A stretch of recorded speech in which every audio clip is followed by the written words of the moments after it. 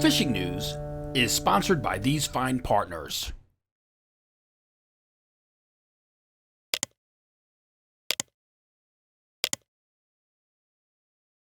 For more than 20 years, anglers everywhere have come to know one thing, that nothing says no to fish bites. Striped bass are here. That's the headline for the weekend, March 24th through the 26th, with head boats like the Ocean Explorer here out of Belmar, now on the hunt off Northern Ocean and Monmouth County as of Wednesday for striped bass. Wow, it's on, no doubt about it. Spring has sprung, and so has the striper run. We had a great weekend at the Saltwater Fishing Expo in Edison over the weekend, handing out fish bites and BKK hooks hand over fist. And to all the folks who stopped by the booth to say hello, thank you so much for helping make this a great, great finale for the 2023 show season at the Jersey Shore. But now it's time to fish. Jim Hutchinson, New Jersey, Delaware Bay edition of the Fisherman. Of course, it's March 23rd, 2023, and a lot of folks in Edison asking about last week's Congressional hearing down in Wildwood. The write-up is over at thefisherman.com, but I'll have more on that in the second half of this week's video fishing forecast right after we speak with George. But we had excellent striped bass reports over the weekend, especially with that sunny warmth on Thursday, Friday, and Saturday. Quite a few folks stopping by the booth in Edison showed me videos and snapshots, a few gems coming out of my reports that we compiled on Monday at thefisherman.com, and that exciting, I mean, absolutely mind-boggling video report from Wednesday aboard the Ocean Explorer. So Bass Madness is officially underway, oceanside, it would appear, at the Jersey Shore. But we'll talk about stripers in a moment. But first, let's get some events squared away for this particular weekend ahead. Saturday, March 25th, join the folks from Interlux and Seahawk Paint out of Lacey Marine for their annual Spring Prep Day. If it's time for bottom painting, get out to Lacey Marine at 308 Route 9 South in Forked River this week. Pick up the spring prep products you need to splash. That's on Saturday.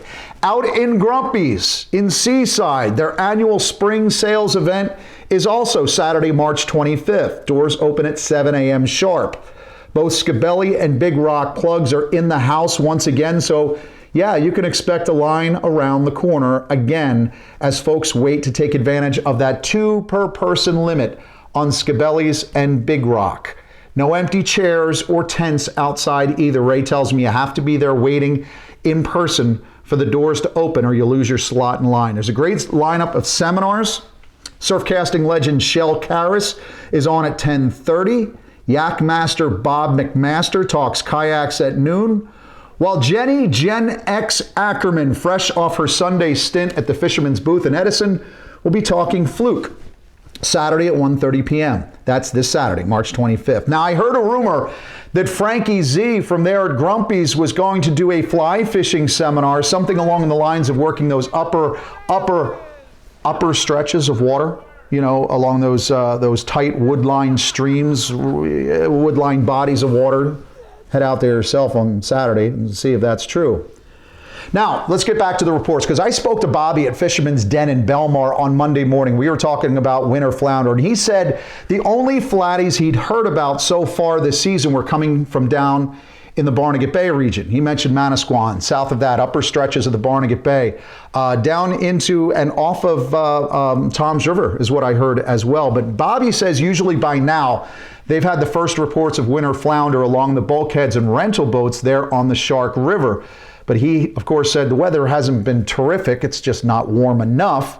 Bloodworms are moving out of the shop, but for the most part, people had been hitting the Ocean Explorer, one of the only boats running for cod and ling. But check this out. As we started this week's video, Wednesday aboard the Ocean Explorer, everything changed. Just like that, it happened. Stripers everywhere, full out bass madness at the rails on the Ocean Explorer. Captain Bobby Quinn at the helm says, quote, earliest shot we've had at them yet, and suddenly it's game on. Bobby and I spoke this week, and I know some of the other boats now are instantly getting, but we're going out for striped bass. I talked to Steve on the Skylarker, and he said, well, you know, we usually get a quick shot at these. They may be the ones moving up to the Raritan, so you might get some more up on the Raritan. But take a look outside, and yes, perhaps that powder keg has indeed been lit. So unwrap that rascal, paint your bottom, and fire up the Suzukis.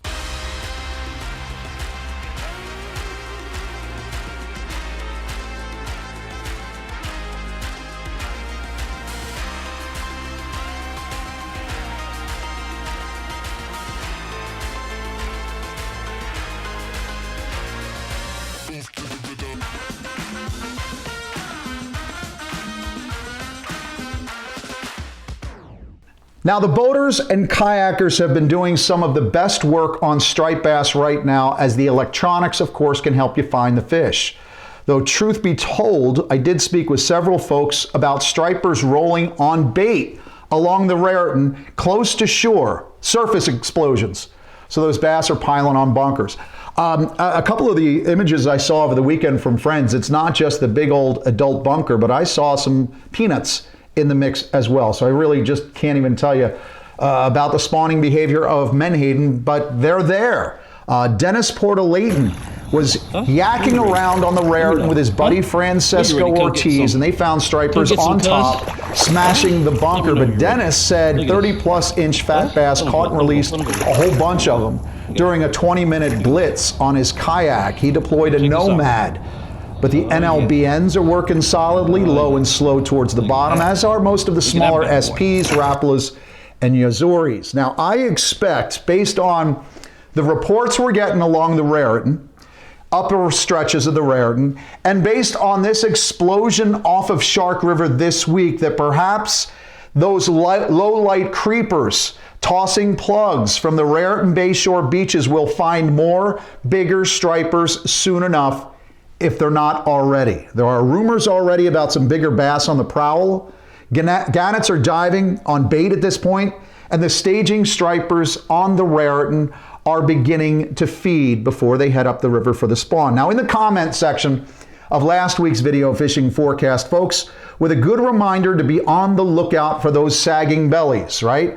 We are in the early stages of the spring spawn at this point. Big fish are staging, eating up as much as they can before they head upriver. Probably the great egg and mullica, as well as the Raritan in Delaware too. Take care of those releases. Cradle those big fish, the ones with a sagging belly full of eggs. Cradle them on your release. Try not to hold them straight up and down. The future of bass is in your hands right there. She's full of spawn, so you might want to let her move on too, even if it's in that slot and it's a keeper. I mean, Manny Butera and I talked about the same thing recently, releasing those spawning fish. He's finding some smaller fish in the Toms River right now. His cousin caught and released this outback striper on the Toms. They're not exactly stacked up there anymore. They seemingly have spread out throughout Barnegat Bay. But again, if you're catching that 28 to less than 38 inch fish in the Garden State, and you can tell that they're full of eggs, consider letting that fish go on its way to do its thing. Folks in Pels in Brick told me this week that they had a confirmed report of a 20-pound striper in the upper Barnegat Bay area.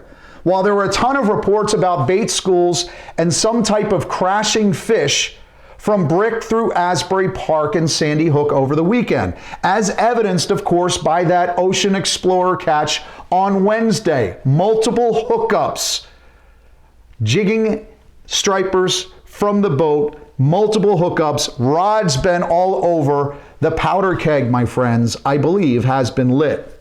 Now, as we continue our way down into Barnegat Bay and south, my high school buddy John Murray caught and released school stripers from a local dock throwing a molded tsunami swim shad in bunker color.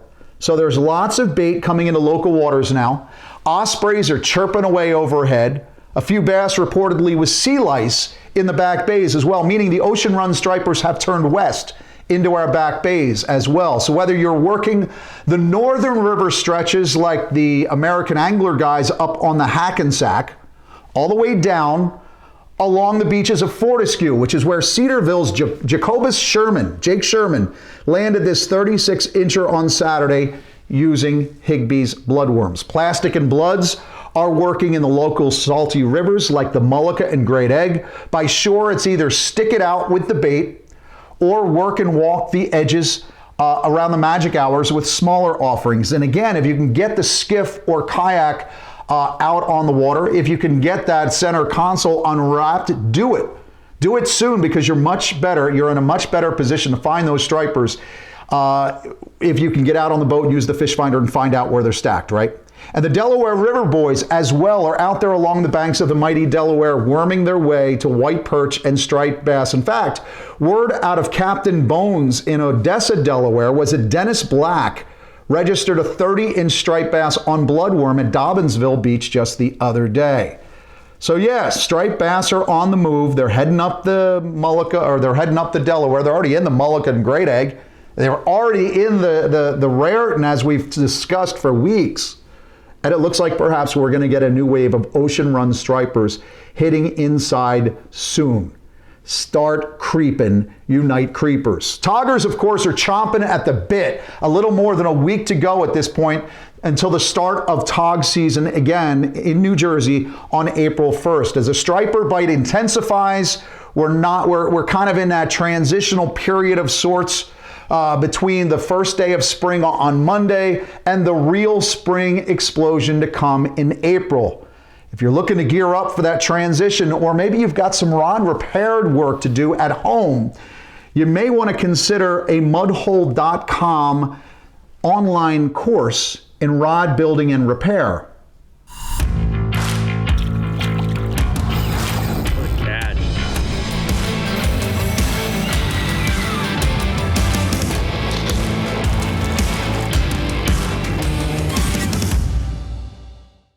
Congratulations to Daniel Merton of Oceanport, winner of the Sterling Wide Trackers over the weekend at the Saltwater Fishing Expo. Daniel, you'll be getting a call from Steve at Sterling.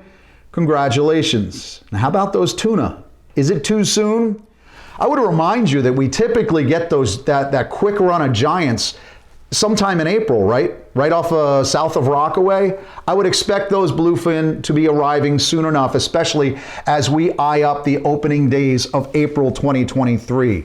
More dead dolphins on the beach and the launch of a congressional hearing into offshore wind industrialization. That's next, right after we get a freshwater update from my friend George, the Pocono Outdoors Guy. Well, hey, thanks, Jim. We're going to start things off right away with our shad watch. You know, we thought the season would be early with this mild winter, but it just wasn't going to happen. But things this past week have finally started to bust loose. We're starting to get good reports of shad from Yardley up through Washington's Crossing and even further north. So the shad are starting to bite, but it is right on schedule. We were hoping to be a little bit earlier. You know, guys were out like Tim Keebler and Eric Fitzler. They've been out pounding the water trying to get a handle on these shad, and they are finally starting to boat some of these fish. So I think we're going to be in good shape from here out. You know, the water temperature is still in the low to mid 40s. We really need to get that temperature up to about 50 degrees to really turn that bite on. But we'll keep an eye on that. Check back here to see how that water temperature pans out. And guys, if you're not out shad fishing, there's a couple things you can do. Rich Bates was up fishing some of these lakes in northern PA here, and he was getting himself in a bunch of bass, smallmouth, largemouth, getting into some nice perch and even some pickerel here. So some great fishing out there. Or if you're in New Jersey, the Pine Barrens, Dennis Street was out getting himself some really nice pickerel as well. It's a great time to get out and lay a line. So hopefully the winter is behind us. We can get into the spring season. I hope you guys get out in autumn. But from Pennsylvania, I'm George, your Pocono Outdoors Guy.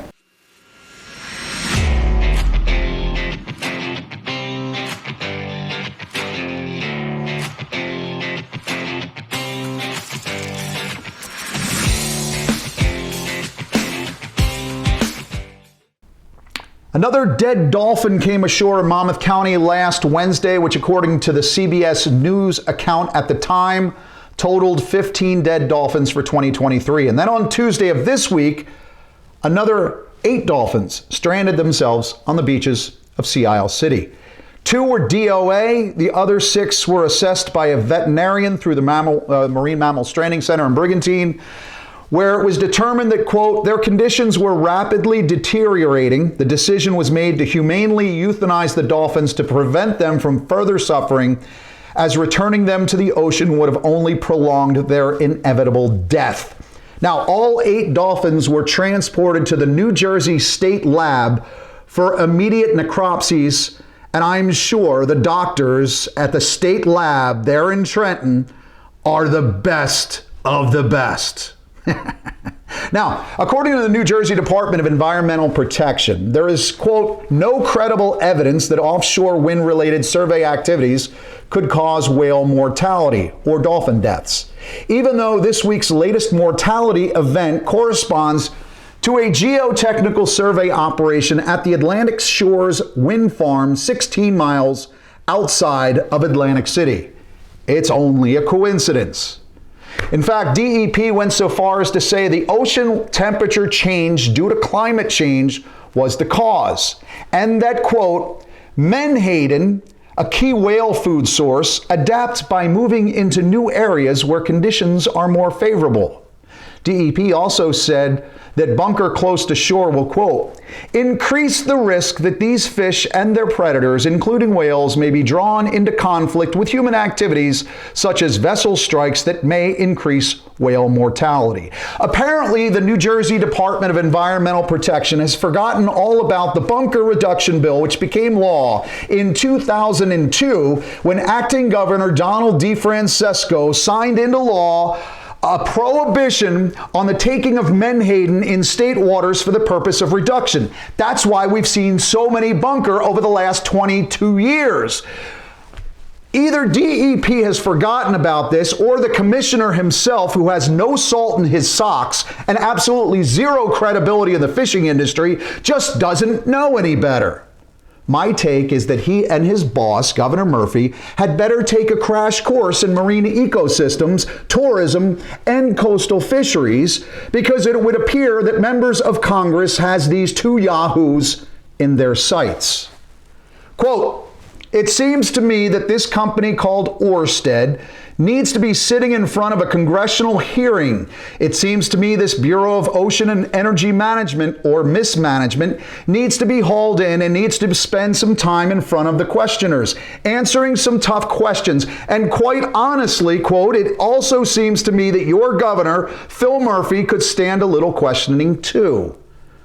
Those are the exact words of Congressman Scott Perry of Pennsylvania. He said it last Thursday in Wildwood during what was called the start of a congressional investigation into offshore wind, what New Jersey Congressman Jeff Van Drew calls, quote, offshore wind industrialization. Now, you can find the full write-up over at the homepage of thefisherman.com. Van Drew, Perry, also my Congressman Chris Smith, as well as Congressman Andy Harris of Maryland, coordinating that hearing. 400 people in the hearing room at the convention center, hundreds unable to get in the door. So here's some of what you may have missed. Congressman Van Drew called it, quote, the classic case of big companies joining with big government, colluding together, working together, and not telling the truth. Van Drew later added, quote, the federal government is allowing these offshore wind companies to bypass in-depth analysis of offshore wind farms' long-term impacts in order to push through this administration's Green New Deal policies. He also explained, it is becoming more and more clear that BOEM and NOAA are in collusion with these companies, but he also stressed, and I quote, they won't be able to hide forever. Now, Ørsted and the wind folks who they support heavily through grants and charitable contributions were not happy, of course, as they typically get all the headlines.